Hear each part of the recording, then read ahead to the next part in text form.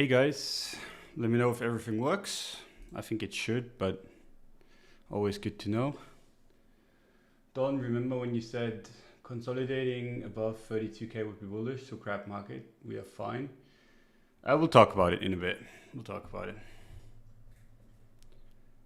Hit the like if you think Don's tipsy. Nah. That night I had way too much to drink. Like I was completely gone the next day. So not gonna do that again in the near future anyway. So today is gonna be a little bit slow. I mean, there's not much happening, but still, I mean, this has big implications for the market. So we'll talk about everything. See where we at. Don drunk again? Nope. Nope. But before we start, a big shout out to Blockfolio, the sponsor of the show. Their links are in the description if you want to check them out. They have the same old kind of portfolio tracking that you used to, and they also have trading on their app now. So if you want to kind of use the easiest way to get in and out of spot crypto, it's the way to go. I've used it, I liked it. A bunch of my friends have used it and they liked it, so can only recommend. Go retweet the TL account, you pleb, if you want. Yeah, that was on the agenda. I think agenda, whatever.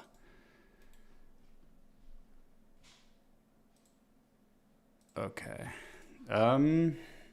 Krabby gonna get, yeah, dude, it's wild, man. It is wild. I mean, it's been correct for the last 2 weeks, right? So might as well keep sticking with it. And I'll talk about why I think we're going to be crabbing for the next while also.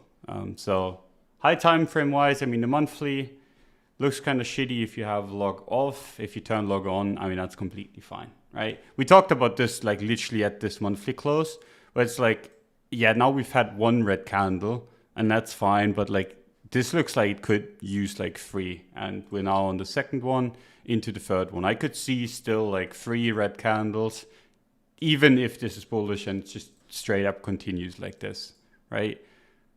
Like that would look like a bullish chart if you completely ignore that this is Bitcoin, and if you ignore that it's the monthly time frame. But the monthly just trades like anything else really, so wouldn't be surprising to me to get like one more red month.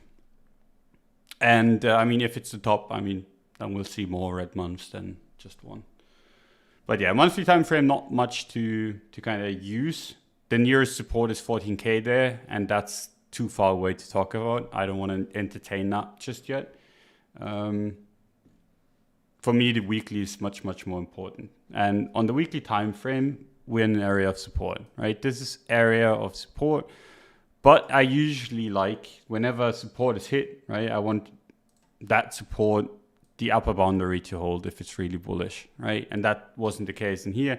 Broke right through that, held the lower boundary, which is good, but like I said, didn't hold the upper one, which makes me think that a bunch of people that bought 38 on the way down are probably going to sell on the way back up again. And that's why that's going to be turning into resistance, right? So, yeah, it's because of exactly this close that I was expecting the weeks to follow to be crabbish, just based on the fact that now we have like we have people underwater up here, right? And 2, like this is the only really like strong resistance that we have that is completely obvious to pretty much everyone, right? So everyone sees like 32k as support, 38k as resistance. So I mean, it just makes sense that a bunch of people are going to trade those boundaries back and forth, right? So now we're at the upper boundaries. I could see that get rejected and go back to 32k again. If we start closing back above it, right? Let's say we break 38k this week. I could see us do a complacency bounce towards like 49k. And if we break 49k, go back into the 50, 60 range, like somewhere in here, I'd be surprised if we didn't just make new all-time highs. But until that happens, I'm just going to assume like if we go back into the 40 to 50 area, that's going to be where the complacency bounce kind of stops, right? But unless we break 38K, it doesn't really make much sense to even think about that, because 38K is massive resistance right where we are, basically. That's why you're seeing so much selling into this area, and price not really moving. And this can go on for much longer than you think. Like, you would think, okay, this went on for 2 weeks, like we haven't moved in 2 weeks. We're gonna not, like, this has to go now, but that's not the case, right? So we've had moves down into, like, in this example, for example, in this case, for example, we've had like 4 weeks of straight sideways, and that was like after a tiny move, right? And in this case, where we had a breakdown, even if this trades back out bullishly, we've had pretty much, I mean, how much was this? Like half a year? Yeah, basically. So this can go on for much longer than you think. And it's gonna feel like it's about to break out like a million times. And every time it moves up, you're gonna be like, holy shit. And every time it moves down, you're gonna be like, holy shit. And then just most likely will lead to nothing, in my opinion anyway.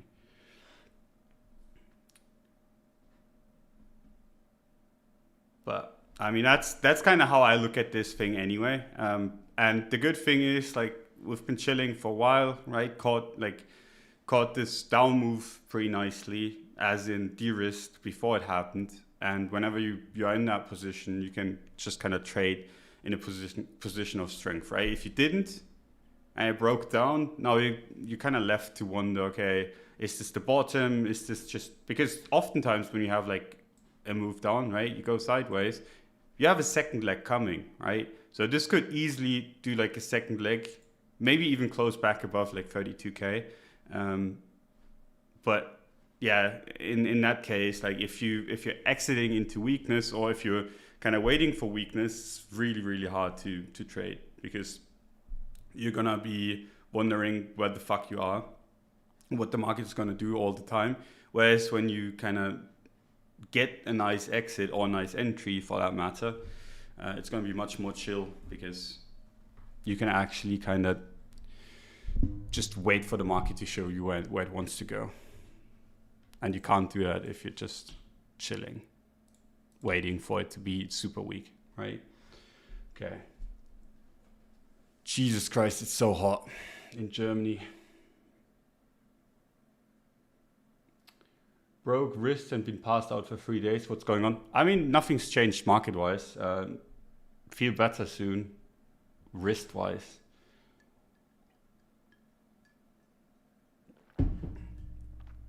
Don't explaining my emotions all this week. I mean, the thing is, like, we've all gone through this before. And every time, like, after these big moves, people are like, holy shit, I missed this big move. I didn't short it, or I didn't take profit. Now I need to trade to make it all back.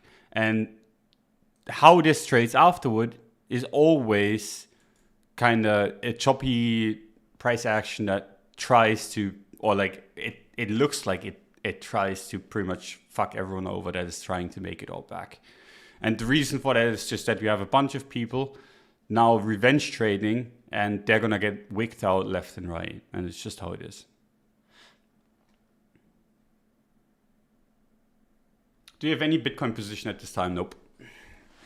None whatsoever. I'm just going to be chilling.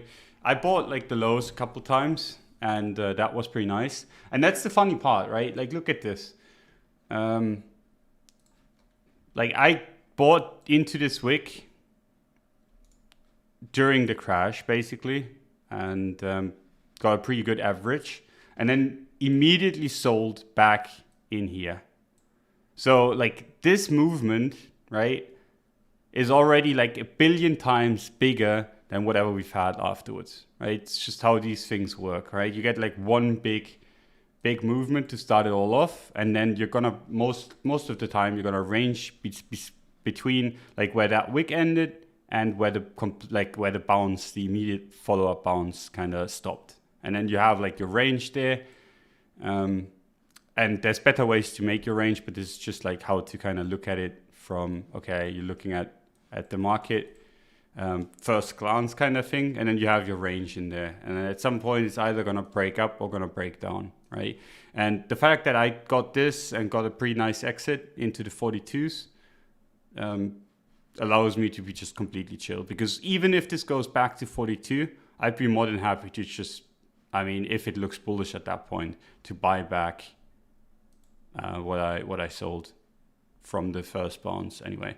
But I'm not, like, I'm very, very unlikely that I'm going to be buying 42K, because I think like the most probable outcome of where we are right now, short term, I think is going towards 40, 41, maybe even 45K, and then just chopping violently back down again. And then who knows what's going to happen next. But for me, I'm just like legitimately expecting everyone to get wrecked, and going to wait for that.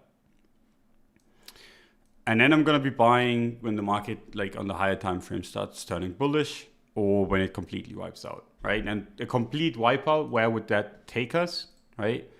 We don't have any support left that is untested, right? We tested 32K like a billion times, even though it doesn't look like it on the weekly. So if we crash again, which I'm not saying we will, but if we do, I want to be looking at 20K. And I think that's probably going to be a wick, if anything. And then we're in the situation where you buy like 20K and it goes back to like 35. And then there's a few good trades in there. Not entirely sure if I'm going to get it, but I'm going to have money ready to do so. So that's the bigger overarching plan. And then, like I said, in here, it's all fair game again. Moon it to infinity.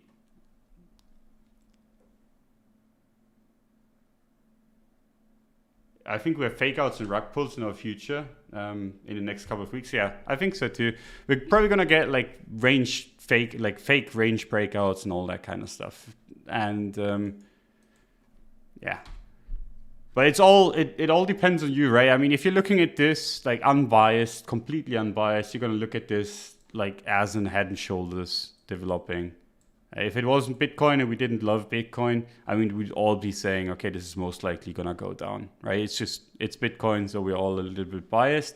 And I'm down to be a little bit biased. It's just, I mean, I'd much rather chill than like, we spotted this one on the channel a few weeks ago, and that broke to the downside, and now we have the next one, right? And I'm not a big pattern trader, but I mean, these kind of like in this size, you got to be a little bit careful. But we do love Bitcoin. Yep. And that's why, I mean, that's the reason why I bought 32, 33 so often.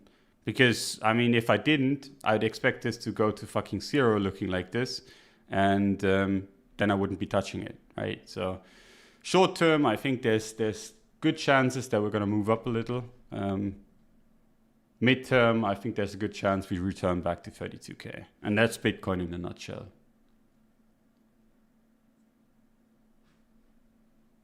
And it's funny because it's the return of the SFP. If you've been around for a while, the SFP kind of patterns, you get like swing highs, you take them out, and then you crash back down again. It's all over this range. Same thing on the downside, right? You have a swing low, you rally a little bit, you take it out, you rally again, you take that wick out, and then you rally again. Like, it's all over this thing, and even in here, right? And that's bear market PA. Doesn't have to mean we're in a bear market. It's just like either someone's trying really hard to make this look really bearish, which would be fair, right? This could be it. Like, who knows who's accumulating, or we are just in a choppy / bearish range. SFP, what does SFP stand for? Swing failure pattern. So like, and I'm not really using it too much, but in general, how SFPs look like. Do we have like a really good one? So you have like a swing high, right? And then you get like people, like you get breakdown and people start shorting into it, right? This is low time frame anyway. And then what happens is you get like a strong move, and usually SFPs are at strong extremes, right? Like at market extremes, not necessarily like this, but this is the best looking one. And then you get the market reverse, hit all the stop losses that are exactly above that high, and then sell back off again. And That usually doesn't happen in bull markets. It happens like in ranges a lot, and it happens when the market is indecisive, right? And that's kind of where we are right now. We're ranging and we're completely indecisive. Some people are saying it's going to go up. Some people are gonna say it's going to go down. And then some people are going to be buying and some people are going to be selling. And the moment everyone's positioned the way they want to be, you're going to figure out which way it's going to go, right? Either you have missing buyers or you have missing sellers, and it's going to move one way or the other. But that can take a while. What's the highest you see Bitcoin go? I mean, I could see Bitcoin go to 100K. If you like, from a bearish standpoint, what's the highest you can see Bitcoin go before it, like my like vision for like how this is going to play out? I think like the highest it's going to go is like 49 as a week. And then at that point, I'm wrong.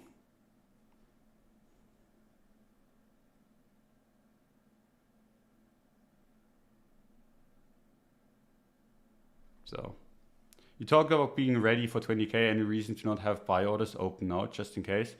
No, you can have that. There's no problem whatsoever.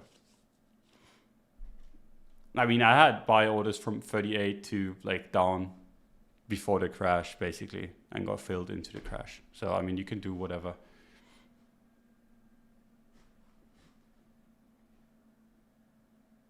So, yeah. We have tested 32K twice already. Do you think we're going to hold it if we hit it again? The nearest analogy that we've had is this, I think. And that's something like, that's an argument that like kind of beat itself up. So, like so many people argued about this and got so tiresome. We had 6K support in here. We hit it once, we hit it twice, 3 times, 4 times, 5 times, 6 times, like a million times on the lower time frames, even more often than that, right? And it kept on holding. And I think that's the same thing for 32K. There's a good chance that we can hit it like 2, 3, 4, 5, 6, 7 times before it breaks. It's just going to be more and more likely to break the more often it gets hit. And yeah, in general, if you want to be like completely objective about it and you don't want to have like any kind of bias in any direction, the way to go about it is, in my opinion, you start, let's do this actually in this one. You start seeing it close above 38K on the weekly, and you're going to assume that we're heading higher unless the low that we set before that breaks down. And the same thing is true for the lower boundary. We see a close below there. You're going to have to assume it's going lower. That's like the completely unbiased kind of view. The problem is that we're chopping so hard that I could see one or the other or even both happen and still like no direction being chosen, right? Like that's the problem when the market goes crabby like this. It's you can try to make like these very tight invalidation trades, but more often than not, they're just going to be chopped out. So you got to be early or you got to be not in at all, basically.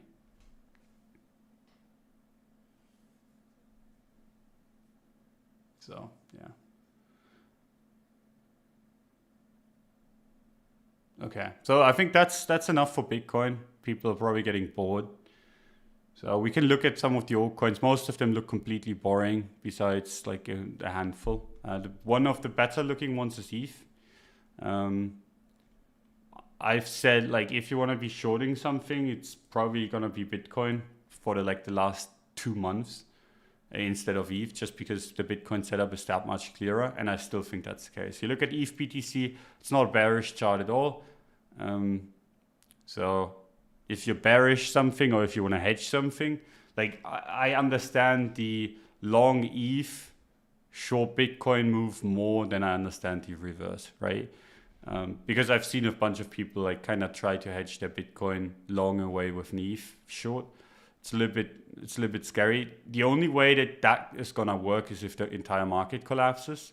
Because if Bitcoin drops down another 50%, right, you're gonna see ETH completely wipe out. Like I think at that point it probably roll over completely. So if you're shorting ETH, you're betting on the entire market breaking down and like the chop to end, which I mean is a fine bet to take if you're in that camp, but you kind of got to realize that that's the bet you're taking, because a bunch of people are like, this is going to range, so I'm just going to gonna do this and this and that, not thinking about like what could actually lead to that movement. And I think there's no fucking way that ETH BTC doesn't break down if Bitcoin completely goes to shit, but there's also very little reason for it to go down if Bitcoin doesn't. So it's like, if you're expecting ranging on Bitcoin, ETH might actually outperform Bitcoin still until Bitcoin chooses a direction. So ETH looks fine to me. There's not anything of like no sign of danger. If you're kind of looking for direction on this thing, like, because we are in the middle of the range in here, right? If it goes back below 0.05 or 0.05, we're probably fucked for this cycle, I think. As long as it stays above there, it makes sense to kind of expect 0.08-ish. The thing with ETH though, and like that's why I just rather not touch it, because this is a bullish chart, right? There's no reason, like the trend is up, the entire thing looks pretty bullish. The problem with ETH is that it's actually approaching like flippening levels, right? And I know flippening is a little bit higher, right? But still, the upside of ETH before it flips Bitcoin is fairly limited. And if you're expecting a flippening, what usually happens, and what I would expect to happen again, is if whenever something flips Bitcoin, the entire market goes to shit, right? So usually the only kind of way something flips Bitcoin is because the market is complete euphoria and goes completely nuts. And I would expect that the market isn't mature enough to kind of maintain any of those kind of levels reasonably well. So if we get back to the flippening level, I think that's where like you just exit the entire crypto markets and like praise for a couple years bear market at that point, because I don't think anything else can follow that. But that's just my opinion. And I know a bunch of smart people that have a different opinion, but it's like, for me, that's the most obvious top sign that you're ever gonna get. Anything flips Bitcoin, get the fuck out. Even, and I'm not saying like get the fuck out of that coin, I'm saying get the fuck out of every coin.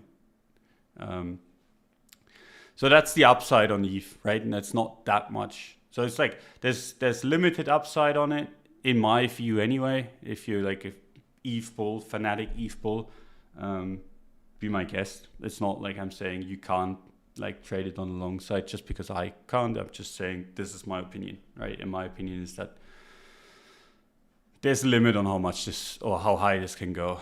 And that limit is Bitcoin flippening, basically. So, and that's ETH, Bitcoin, and ETHUSD is just all over the place, right? Low time frame, we are at resistance right now. I would be very, very careful here. If we close above it, I would kind of guess that it's gonna go towards 3.2K. And this is actually one of my favorite short setups that I used to take in the past all the time, where you have like a resistance, right? And then you overshoot it, undershoot it, or like break back below it and then retest it. Usually you have like a really good risk reward setup in this, where your stop, like the moment it starts wicking, right? Like let's say this would have aggressively wicked today, and then started closing back below the resistance. Like let's say it did a wick like this, close back below resistance. You know exactly where to put your stop, above there. And then you just chill and expect range low, right? Not shorting this time because like ETH BTC is just not clear, and I'm generally not shorting right now. But I mean, I wouldn't be too bullish going into this close. If it closes above that resistance, moon it, I'd be surprised if it did. And like I said, if it closes back above it, I think there's a good chance to go to 3.2-ish. But unless that happens, I would expect, like, if we close back below this resistance, the chances of it going back to range low are higher than it actually going up here. But in general, like I said, ETH BTC looks better than, like, ETH looks stronger than Bitcoin on relative pairs. So it's like you're shooting yourself in the foot a little bit because you're shorting the stronger pair, and that's a tough one. If anything, if you have like a bearish Bitcoin setup, while this is a bearish ETH setup, it's sometimes nice to kind of use it as confluence, right? But yeah, the market's really, really uncertain right now. And the only thing that I'm certain of, or at least have high conviction in, is that, yeah, it's gonna just be boring for a while. Okay. Could you see even Bitcoin do the same thing as in 2018? Would Bitcoin go first? I mean, I could see it kind of fractal 2018. It's kind of felt like that in the last few weeks, where it's like altcoins go, like Bitcoin hits resistance, then altcoins go. Bitcoin kind of falls back from resistance while altcoins go even harder, and then it all comes crashing down. Like that's very 18-esque, but doesn't have to mean much. But yeah, I could see it fractal out the same way.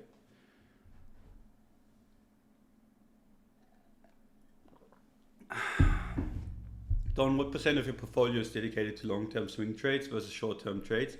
And what's your definition of long short-term trades? Like right now, I don't have any, like, I think for me, this is bearish, right? So I don't have, besides like a little bit of Bitcoin to trade other stuff with, because the entire ecosystem is basically in crypto, and a little bit of stables. I don't have much in the way of crypto exposure. For the first time in, how long is this? For the first time in like 4 years-ish. Just based on the fact that I just, like, this seemed completely crazy to me, right? And I'm willing to reposition myself if we go higher. But in general, like right now, I'm just small, like trading the smaller time frames, and that's with a much smaller stack. So it depends. Like if we're low, right? Like if we're kind of consolidating after a bear market or whatever, I'm willing to kind of have a bigger swing size on my trades, and then get like more crypto exposure again. But where it stands right now, I don't really see the point, because I know that I can get like, I can redeploy better higher up or much lower. And I mean, that just makes sense to me. So right now there's really not that much of a balance going on, because there's just not that much in crypto going on for me. How is Miami done? Are you streaming on a hotpot? I'm actually not in Miami, because I've just like, I'm missing the second vaccine still. So I'm just waiting to get that before I start traveling again. So do you trade lower time frames? I thought you didn't. I mean, it depends. For me, the daily is the lower time frame. Like this, when I'm talking about lower time frame, I mean, this is what I meant, like the daily time frame right now. And then if you look at the monthly, that's the higher time frame. But I mean, it depends on kind of your preference. Like 4 hours is basically the lowest time frame for my trades right now. I don't really see the point. Like I look at the 5 minutes just for memes and giggles and kind of see where the market's at. But I mean, I don't really see the point.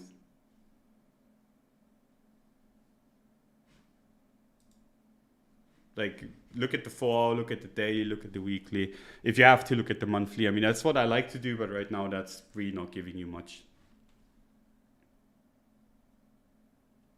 And I mean, if you're trading about like a swing plan, right? Like the best kind of way to go about is, in my opinion, just looking at the monthly. And like the monthly gave 2 pretty good entries on this. One where it broke this resistance, which in my opinion was the biggest one there. And then 2 when it reclaimed this. And this one I should have taken more seriously. I like back then when it did this candle, I was trying to buy here, like buy more or no leverage in this area. And we never got that. And that kind of caught me off guard. But in general, like if you want to be trading the higher time frames on the swing basis, in my opinion, this is a good chart to go. And I mean, you look at this. Like you got a good signal here, right? Break of the high, retest of the high. That's really good. And then you got a bunch of good signals on the breakout here and here on the long side. And on the short side in here, you got, whoops, and it's something that I talked back then about, you got a breakdown into retest, and then you got another kind of retest-ish of this area. before the breakdown. And even in this area, you know, like kind of a breakdown into retest. So it's like, I like the monthly law. It's just, it's going to take, sometimes you just wait for a few years before it gets active again. And that's kind of where we are right now. I don't think this is going to be really a time frame that you can trade in the next 5-6 months. It's going to take a year or two. So right now we're stuck with the weekly, and that's really good too. I like the weekly for swing trades the most, just based on the fact that you can actually do something on here. Don't say, look at this, that monthly flip was agonizing. 3 months, bro, ranged between 9.6 and 12K. Yep. It's just how it is, right? I mean, it depends on kind of what you're in the market for, right? If you want to be that like 5-minute scalper, whatever, be so. But I mean, it's really like, it's so much harder. You're battling geniuses at that level. Like on these high time frames that I'm showing you, right? You're battling pretty much like, this is the playing field where you can, as an idiot, including myself in this one, can actually do something. Whereas if you go to the 5-minute and then you try to trade this, you're gonna have to have like a pretty sizable edge. And I've talked about this before, but maybe it's time to talk about it again with like fees and why like your edge has to be like super big on the low time frames. The gist of it is, because I don't want to talk about it for like 10 minutes again, but if you think about it, like paying fees on the 5-minute, right, is going to be much, much more expensive than on the high time frames. Because let's say you entered whatever shorts here, and then your target is down here, and you did this with like a market order, like you just bought, like market smash this, and then you're going to do the same, like if it even gets there down here, right? You're gonna give back a bunch of fees in this, right? And your edge in the market has to kind of cover that entire fee difference. And if your move is only a couple $100 wide, right, your fees are gonna cost you most of that trade. While if you're looking at the daily time frame and you're trading from 32 to 40K, the fees are gonna be naturally, Jesus Christ, they're gonna be pretty much non-existent in comparison, right? Fucking hell, I can't say that word. I can write it, but I can't say it. But so there's a big difference between like the low time frame and the high time frame. There's fees, there's slippage, and all that kind of stuff you have to factor in, and that's all working against you, right? Because it's up or down. It's up or down, and you're gonna have to pay fees, right? So it's like when you're playing roulette, right? And then you have these green numbers. I forgot whichever they are, but it's like, I think it's 2 or 3 or whatever. I don't really gamble in casinos. But that's kind of like the house's advantage over you. And that's the same in trading, right? You don't have, it's not just you and your enemy that's trading the opposite side of your trade. It's actually you and then the opposite side of the trade and then the exchange, right? And so it's like you're basically losing money every time you take a trade if you don't have edge. Like if you're not better than the market is, you're going to lose with every trade you're going to take. It's just how it is. Jesus Christ. You guys are making it worse. Nope, not saying it again. I'm going to get bullied again for it. But yeah, you get the point. You're not trading just against me or just against someone else. You're trading against the exchange itself, and that's gonna be a struggle for you if you don't know what the fuck you're doing. And the higher the time frame, the lower that impact you can make, right? If you're trading a 50% move, that impact is basically 0, and then it's as close as you can get it. And then if you're trading 5% move, the opposite is the case. When you guys flipping days, Monday for you and Wednesday for cred, we need to try something to reverse the short trend. Nah. I'm a man of habit. I need my Wednesdays. I'm not gonna be trading with cred. It's never gonna happen. Unless cred needs me to, because he's been taking some of my days in the last few weeks, so need to kind of steal some of his at some point. German has words with like 200 letters, yeah, but we don't have like stupid words that make no sense. So yeah, I mean, that's my entire point. You're basically trading against geniuses to lower the time frame, and most often than not, even you're trading against bigger firms. So have fun doing that. If you find something that's profitable there, milk it. But if you don't, I mean, like I said, it's a cold, harsh place, and I mean, the lower your balance, the easier it is to trade there. So even if you have success, you're gonna outgrow that space at some point. Okay, so yeah, this is Bitcoin. We talked about ETH. We can look at Litecoin and stuff, but this garbage looks so garbage. Like, this is hilarious. Like, I mean, you look at this and you know exactly what's up, right? I mean, you don't want to be long this. I don't really see a point where you would, like, why you would want to be trading Litecoin. Anything above, like, here, and I'm down. But, like, this looks like it had the nastiest shakeout of all time and is now heading back into the bear market after never really having gotten out of it, right? So, not big fan of this chart. I don't really see the point unless it kind of starts reversing this trend. But like the funny thing is, like it's already running out of steam after retracing not even like what 50% of that candle. Then the bounce play was nice, right? From support all the way. Like even if you just bought the support into resistance, I mean that's fine.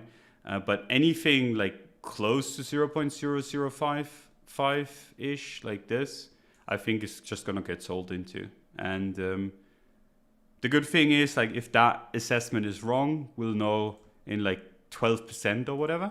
Like, let's say this puts in a 20% candle and then looks strong above here. I think then it's an excellent buy. And then you basically had like this as the test pump. But right now, as it looks, this is just a shakeout above resistance. And I mean, I'd love to be wrong on this one because I like to trade Litecoin on the bullish side a lot. It's just not looking bullish. And then like pretty much any other altcoins besides ADA, because ADA has actually been giga chatting. Like there's not much to say about this, but everything else looks relatively similar, right? Resistance in here, bounce from support, but not really much follow through. Not big fan. XRP actually looks kind of decent.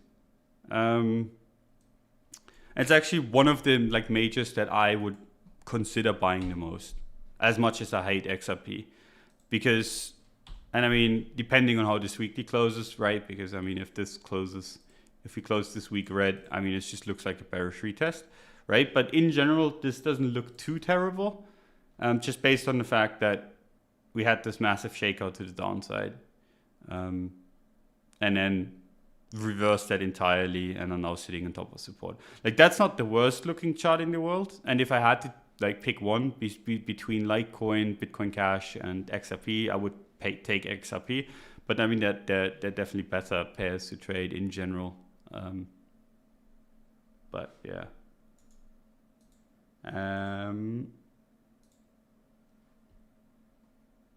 Every time you mention LTC, neck grows stronger. Yeah, but I mean, I'm sorry to say it to Maine, but I just don't like the chart.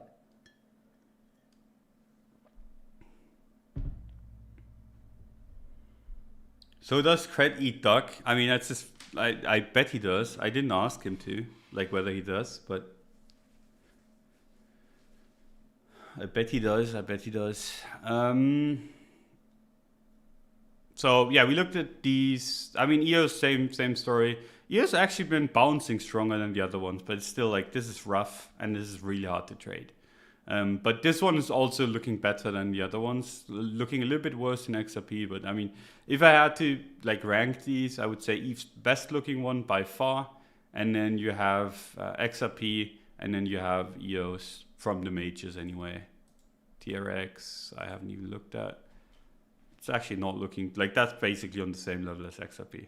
Like XRP and fucking Tron, like the biggest scams look kind of okay. So if you want to be trading these, I mean, be my guest.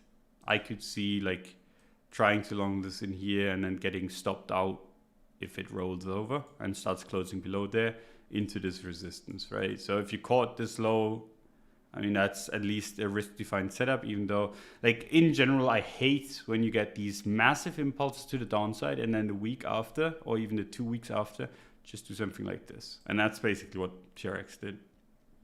So while it's at support, and it's not looking generally, like, bad generally, like, this is basically in a shakeout. There's still a good chance this breaks down. It's just like sometimes, like if you're trading these altcoins, sometimes you have to take that risk. And I think in this case, you can more than justify it. So if you like TRX and you get like a long in this green box, I mean, I can see it. I don't have any problem with that trade. Even though I think there's a good chance you just stopped out, the risk to reward is kind of fine. Chill with ticker spam? Yeah, dude. I mean, the ticker spam always goes off when I talk about altcoins. Nothing I can do about it. And I don't think anything I say is going to change anything. BNB is kind of like, Cred and I talked about this yesterday, thinking about like adding it to the newsletter as the Bitcoin pair. And that's the funny thing is, right, Bitcoin looks so crap that these coins look shit on the USD pair. Right, so BNB USD, I mean, there's not like super shitty looking, but it's still like 10 times worse than BNB BTC, right? And this is like the one thing that I didn't want to see, is altcoins take off while Bitcoin is ranging, because then I'm just going to assume, like, and we talked about this on this channel before, we had this range and altcoins took off. And I think that's like, whenever you see altcoins go off like that, it's a really bad sign, right? And I think we're seeing the same thing in here again, and we're gonna see it like the closer we get to 40k, the more I think we're gonna see it in the altcoins that they just kind of take a jump upwards. And the moment basically everyone's positioned in the altcoins again, we're gonna get another cascade. This is what I think. So like seeing something like this, it's late stage bull market for me when you see these coins kind of do this. So, but yeah, it's not looking like against Bitcoin. I don't really see a good reason to be bearish BNB, right? And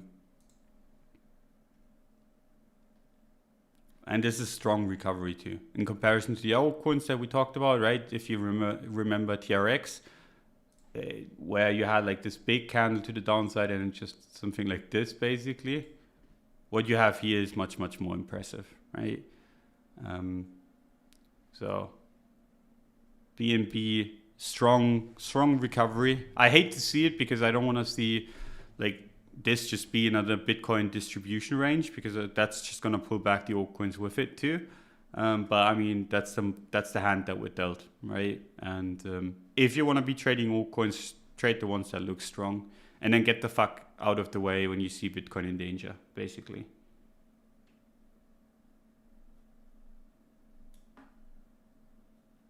So, I mean, you see something like this, this shouldn't be like, I see a lot of people talk about this when they're like, look at this, this has recovered so much, I want to be shorting this instead of the coin that barely bounced. This is the wrong approach. Like, this is a strong coin that you want to be looking for long setups instead.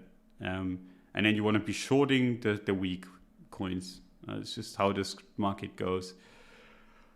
But yeah, I think like those are the majors.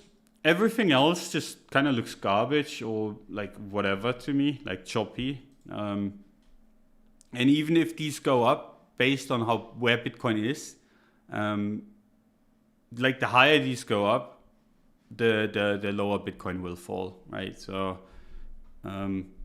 what you would want to see right now for the crypto market is Bitcoin start taking off, and then the stronger altcoins maybe go sideways or even drop a little. That would make me much more confident. What we're seeing right now is the opposite. Bitcoin range, like Bitcoin basically did this, ranged in here, and like this is Bitcoin side, this is the altcoin side, and altcoins did like basically went sideways and then went up during this range time, and then obviously pulled back together, right? And now it's doing the same thing again, just Bitcoin is down here doing this, altcoins trashed and kind of starting to creep up again. And the higher that kind of disconnect goes, right, from here to here, basically this, the lower both will fall, I think. But until that happens, Bitcoin's gonna crab and altcoins are gonna do their thing. And if you get a good altcoin setup, be my guest, trade it. But don't hold it too long. So, yeah. I hate crabs, dude. You're gonna have to kind of get familiar with them because they're gonna be around for a while. If we break 39K with Moon, I mean, maybe to like 40, 45. So, yeah.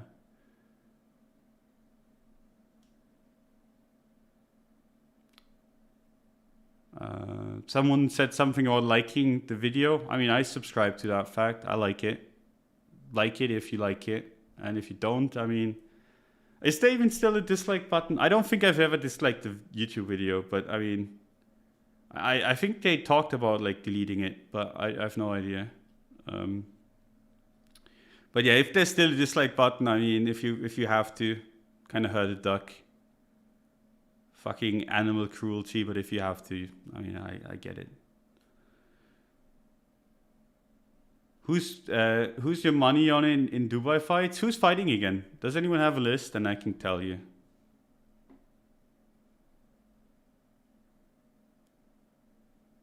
Whenever I hear about these patterns, I roll my eyes. Which patterns?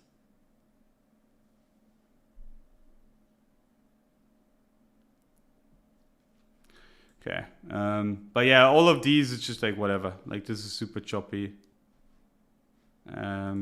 This is super choppy. Look at that. TA worked in this case.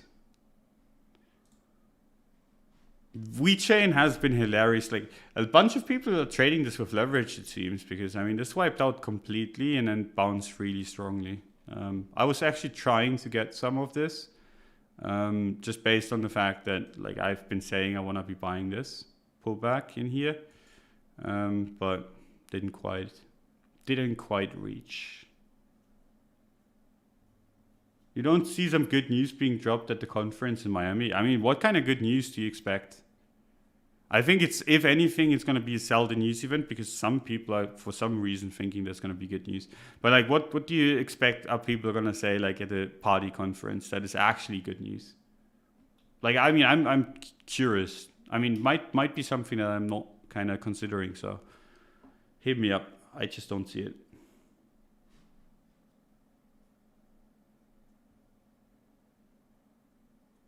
Crabs, butterfly, blah, blah. Looking to cleave, whatever.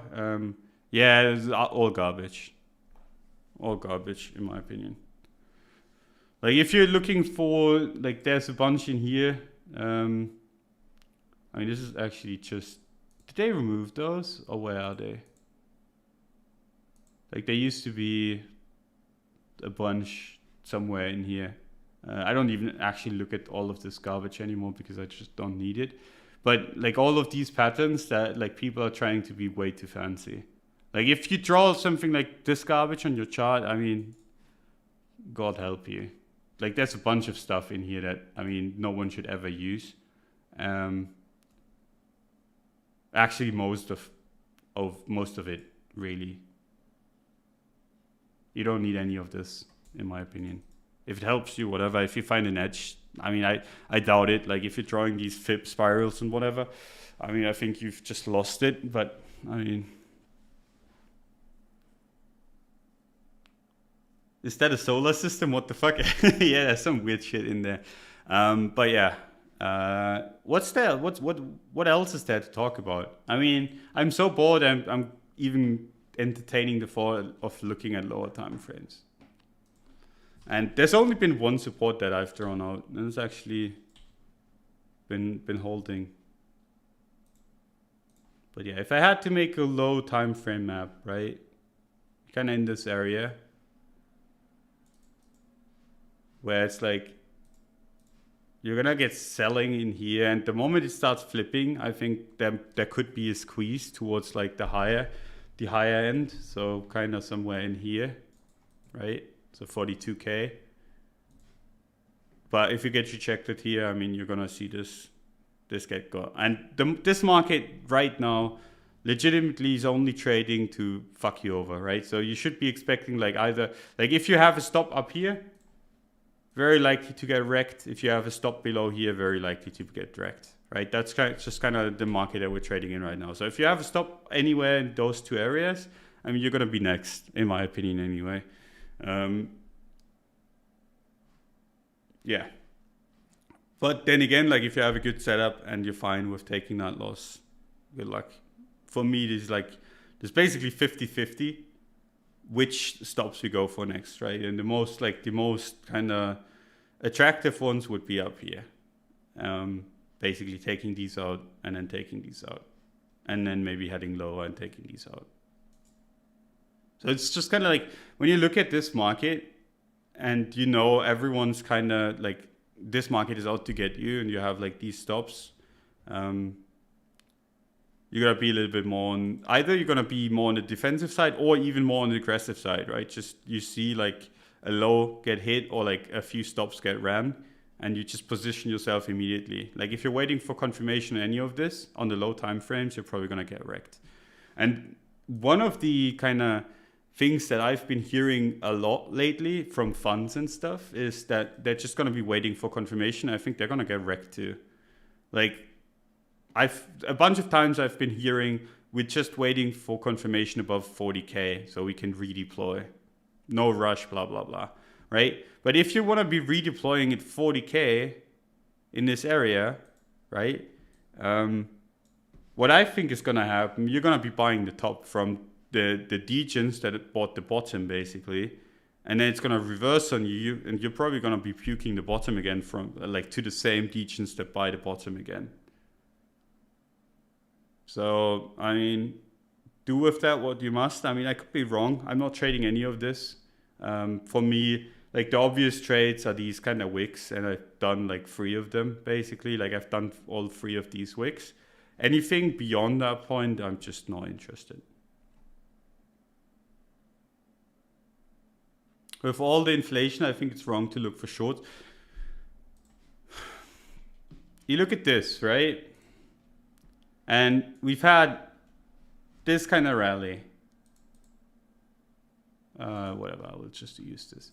We've had this kind of rally, right? And we've had inflation numbers come in basically in here, right? So we've had this rally. If we go from the lowest point to the highest point, like it's a casual 1.6k, right? Now we have inflation data coming in and we actually dump, right? Why is that? And the reason, like, if you're not, if you're expecting the US dollar to go to 0 in the next year, I think you're delusional in the first place. And don't you think, and I mean, this is my belief, but I could be completely wrong, but maybe, just maybe this rally is basically front running inflation data. And the people are speculating that inflation is going to come in. And then they take a huge rally and then we actually get inflation data and people take profit on it because the shit is up a shitload already. So, I mean, everything's up, right? Everything's been kind of front running the inflation kind of narrative. And now that we have like a little bit of it coming in anyway, we have Bitcoin dump, right? So for me, I mean, it's an argument, yeah. And if you have like a long-term view on this thing and you want to be kind of, if you're looking for a swing trade or in general in an investment, I mean, that doesn't really like, that only supports your thesis, right? Oh yeah, we've got new numbers coming. That's completely fine by me, right? Let's say you bought this years ago or even recently somewhere in here and you're like, I want to have this as an investment. Now you get like these numbers and you're like, okay, I feel vindicated. I mean, I've put it in the correct kind of place. It's fine, right? But if you're like, everyone kind of knew that we're gonna get like some sort of inflation on this rally. Like during that time, during the entire Corona time. And if now you're looking for longs because you're actually getting inflation data, I think you're doing it entirely wrong. And it's like, I tweeted about this before. Like if you if you kind of see a narrative coming and you play alongside that narrative, more often than not, you're going to make it. But if you're waiting for that narrative to play out and then you chase it, you're going to get fucked. And I think that's basically exact thing that's happening here. Like, we've had a massive rally up, and we didn't have the numbers to support it, but everyone was kind of like, yeah, it's going to happen. Now we have the numbers, but we're already up so much that you can't really like say, okay, we're going to go up on this, because we've already gone up like 1 billion%, in my opinion anyway. Doesn't, like, I'm not saying like it's not gonna, like, I mean, if you're expecting the dollar to go to zero, I mean, I'm the wrong person to talk to, because I mean, I'm just not, like, I don't even entertain that thought. Like, I can see like people trying to hedge whatever, but if you think the dollar's going to zero, I mean, like, legitimately sell your Bitcoin, buy a bunker, buy like supplies, like get your entire neighborhood a bunker, and then play some Fallout in the bunker until this shit blows over, right? I get the hedge narrative, and I get the, okay, I want to be secure no matter the cost, but I mean, I don't, like, if you think the euro and the dollar and everything is going to zero, it's just, I'm the wrong person to talk to, because I'm going to call you a doomer and think you're at the wrong kind of place. But the narrative is a good one, and I think we've pumped on it a shitload.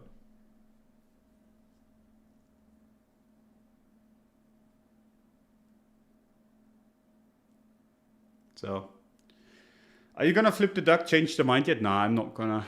It's way too fucking tiresome. Like, you guys don't see the half of it. I get so much shit when I do it. Like, when I flip the duck, I get people DMing me, asking me when I'm gonna flip it back, like, constantly. Like, that's so fucking annoying. But I mean, I can deal with that. And then 2, I get people blaming me for for the market going down. Like, people are actually in my DMs saying, you are the reason why the market is going down. Please stop. Why are you so selfish? And I'm like, what the fuck are you even talking about? And then 3, if I'm wrong, and I mean, so far that's like, I was sideways from, like, I flipped the duck from upright to downright, like up here, and I flipped it back to sideways, basically down here, like at 10K. And from 10K to like, I think it was like 17 or 18K, I had it sideways, and I got so much shit for it. Like, I legitimately got like daily DMs of how shit I am, for just like not having a market view. It's fucking no, I'm not gonna do it again. Like, it's not worth it. And I know not everyone is like it, and fucking ignore the haters, blah blah blah, but it's like legitimately just not worth the time. So it's like, you guys see, like, you might see like some of the comments that I get, and I mean, I got a shitload, but you don't see the DMs and you don't see everything else. So fucking annoying. Like, there's some crazy people out there that you wouldn't even think exists if you don't have like a larger following or whatever.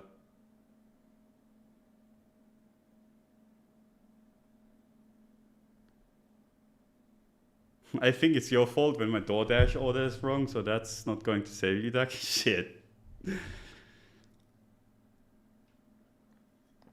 But yeah, you're gonna have to do with my analysis. And I mean, I've been sharing pretty much like most of what I'm thinking anyway. Like, I try to like not be too aggressive, because I know that people are gonna take me too seriously.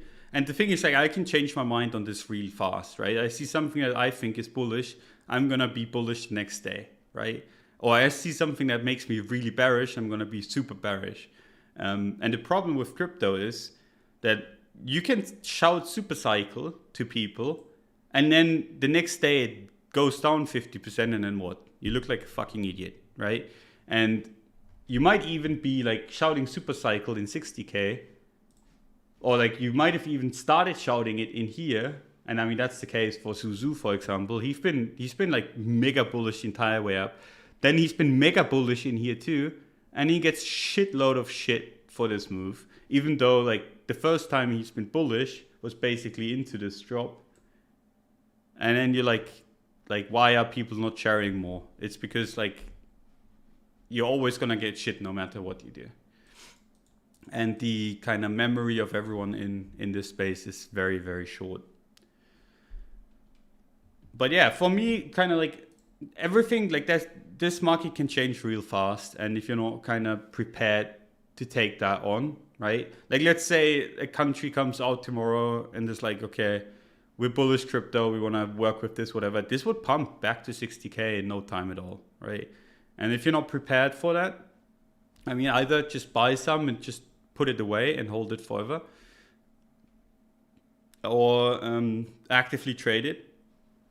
But I mean, you gotta be prepared for that stuff. And if you're not, like I said, I mean, just stay away, or like stay away in the sense that you have it and you own it, and then you just walk away, or stay away and just don't buy it, in my opinion, because yeah, you're not gonna have any fun if you wanna have like a stable ride to the moon, because that's rarely gonna happen. Oh, okay, enough rants, enough whatever. Let me summarize this real quick, and then I'll head off because it's way too hot to stick around. And whenever I talk myself in a rage, it gets even hotter. So Bitcoin wise, we're in a range basically. We're in a high time frame range from 38 to 32K. If you're looking for longs at 38K, you're way too late. I think you want to be looking for sells above 38K, and you want to be looking for buys below 32K, right? Anything, it's basically a range, and you want to be looking for entries at the extremes. You don't want to be looking in the middle of it, and you don't want to be looking like for like breakout trades, because I mean, it's a range, and there's a good chance you get run over if you do it, right? Even more so after a drop like this. If we start breaking out, I mean, the next resistance that I take seriously is 49K. And if we start breaking down, the next support is 20K. And I mean, that's a huge range, but I mean, that's just how crypto is, right? This can go volatile, like this can be volatile real fast, and it can swing real wide without actually invalidating anyone, right? I mean, you could retest 20K, the market would still be bullish, high time frame.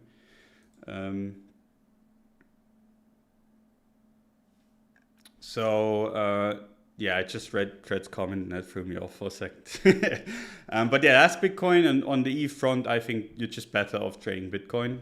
But if you're bullish altcoins and you want to express that view, I mean, ETH's one of the better ones to look at. And I mean, this just looks bullish still. If you want to be shorting something, I mean, unless you expect the entire market to go to shit, short Bitcoin instead. But if you do expect the entire market to go to shit, I mean, be my guest and short ETH, because there's much more money to be made. Like if Bitcoin goes to 20K, you're going to see ETH at stupid low numbers, right? So, I mean, depends on kind of your market view, but for mine right now, expecting sideways, shorting ETH makes no sense whatsoever. If anything, you want to be longing ETH when it starts dipping, unless, like I said, you expect the range to kind of fail.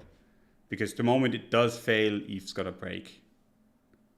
And I think that's the entire market view that I have in a nutshell, which is pretty sad. But I mean, then again, like we just had like a 50% move. There's no need to have any strong opinions after a move like that before the market has kind of taken a little bit of time to recalibrate and kind of get its belongings back, because damn, a bunch of people got liquidated, right? And that's going to take a while to figure out.